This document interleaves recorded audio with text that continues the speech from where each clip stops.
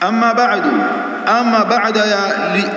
ba'da ya yote yaliyokushapita, fa inna khayra alhadithi kitabullah, kwani hakika maneno yaliyo bora kabisa kitabullah ni yale yaliyopo katika kitabu cha Allah, Qur'an.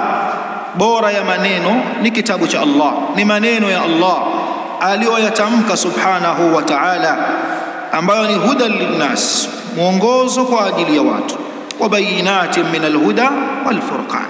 Bora ya maneno ni maneno ya Allah. Hakuna maneno ya kweli yatakayoshinda maneno ya Allah.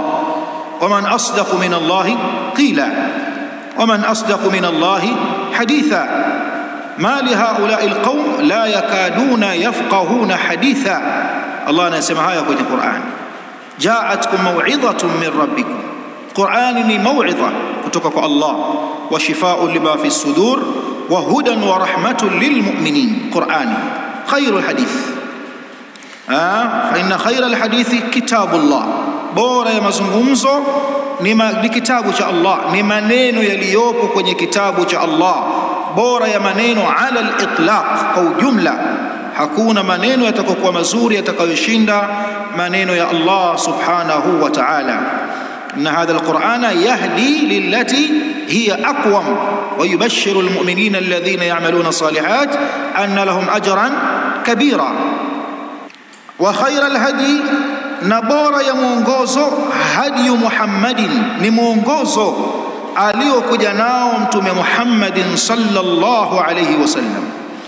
Ndio maana yeyote atakayeutanguliza kihadhi na nafasi mwongozo wa yeyote mbele ya mwongozo wa mtume sallallahu alayhi wasallam, basi anaambiwa huyo amefanya moja miongoni mwa mengi yanayoritadisha, ameritadi.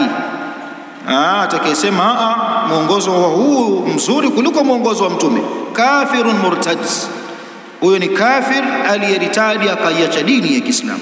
Hakuna mwongozo utakaozidi kiubora mwongozo wa mtume Muhammad sallallahu alayhi wasallam, mwongozo ambao la khaira illa dalla al-ummata alayhi wala sharra illa hadharaha minhu. Hakuna khairi ila yeye alishawaongoza umma kunako khairi hizo, na wala hakuna shari ila yeye alishautahadharisha umma kutokamana na shari hizo.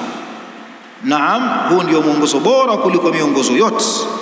Ana mwongozo bora katika kula, ana mwongozo bora katika kunywa, ana mwongozo bora katika ndoa, ana mwongozo bora katika miamala, katika ibada, katika aqida, katika mambo yote ya dini, alayhi salatu wassalam.